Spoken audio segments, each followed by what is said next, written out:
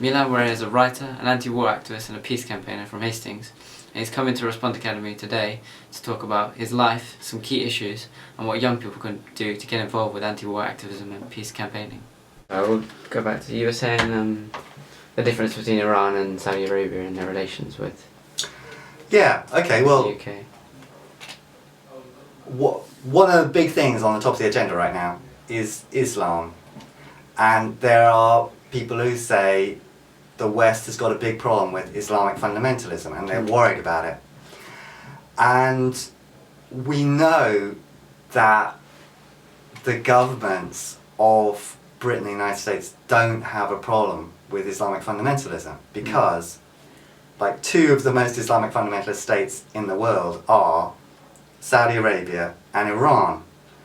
And Iran were basically trying to destroy economically and politically, and who knows, there may be violence as well, but Iran is basically the enemy.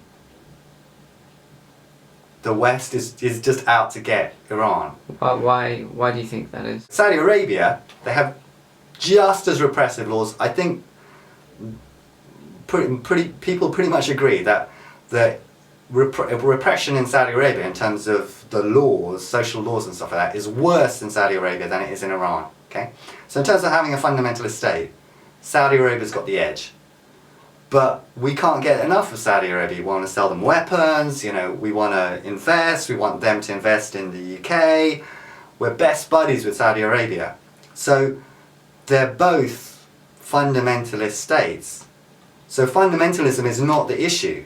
The issue is, will you be on our team? Will you take orders? Will you play the game that we want it played? And what Iran says is, we'll make our own decisions. And I'm not saying I agree with their decisions, but they're saying, we're going to take our own road. We're not going to just obey whatever you say.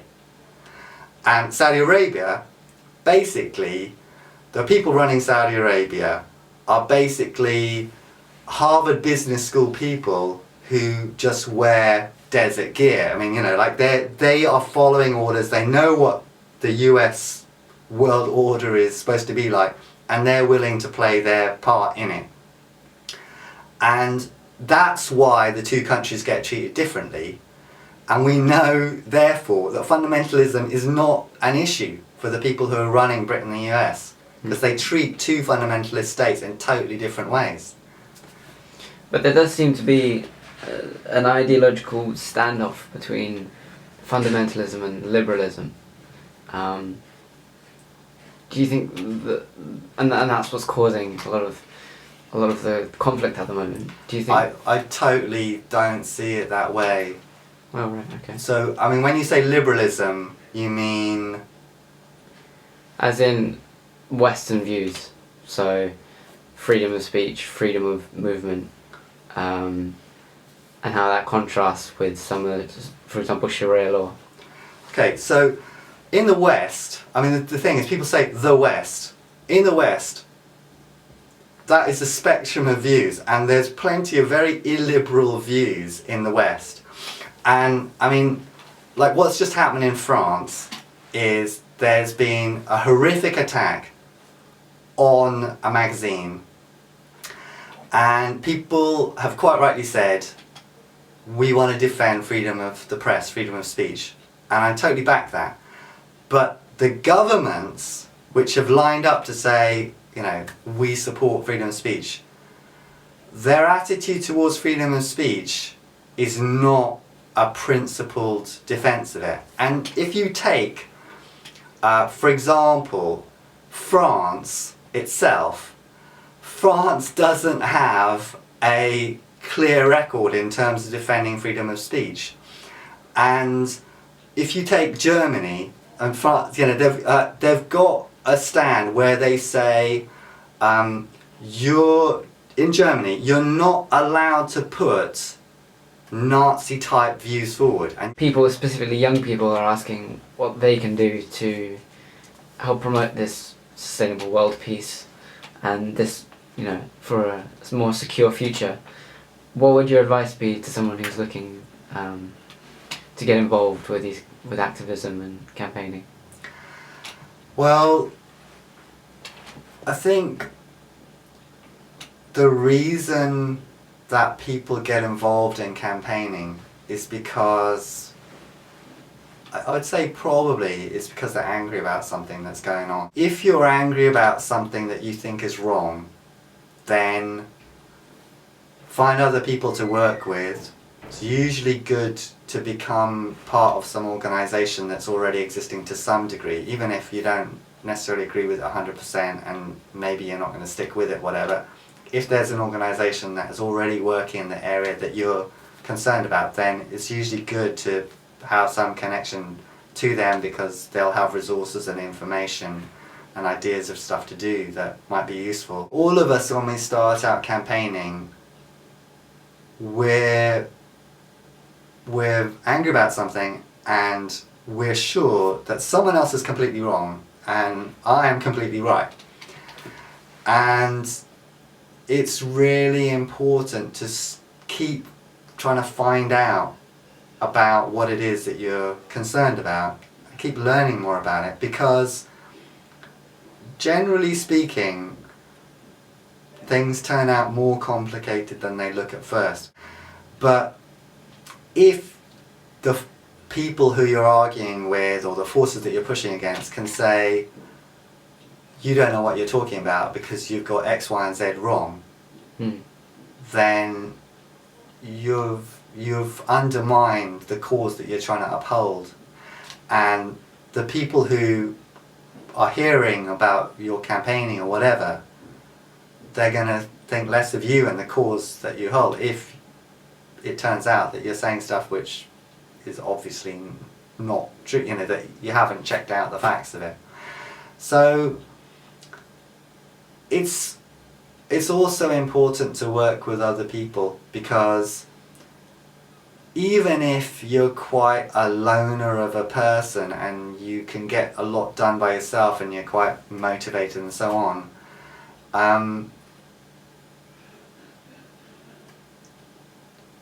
you become so much more effective when you work with other people. And the amount that even 3 or 4 people can do together is so much more than they could do if they were all by themselves. So those are all really basic, simple things. I would say that there's a lot going wrong in the world, and there's a lot of terrible injustices happening to people, and there's a lot of dangers to us. So really everybody, especially in countries like Britain where you can speak out, you can campaign, and you know the police aren't going to come and raid your house and take you away in the middle of the night. That happens in a lot of countries. You know, if you speak out, bad stuff happens to you and your family and the people you know and whatever.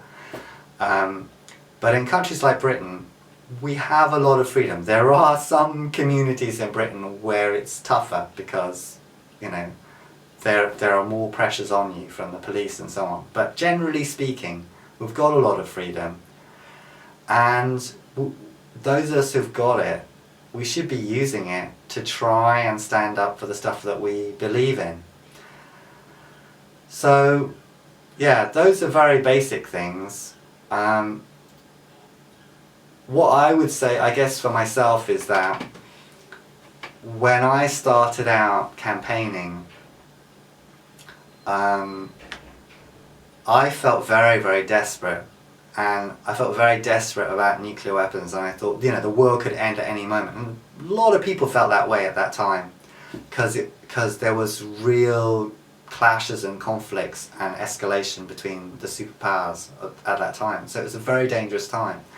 So I felt very, very desperate, and it's easy to look around and feel very, very desperate about other things that are happening right now. And that can make you feel like you're justified in, I don't know how to say it exactly, but you can be justified in sort of being self-righteous and putting people down and stuff like this.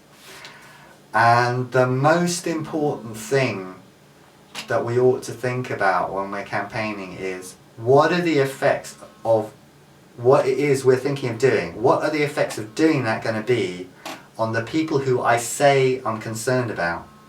So for example, if I say that I'm concerned about asylum seekers, right, and I'm really concerned that they are treated properly in this town, okay?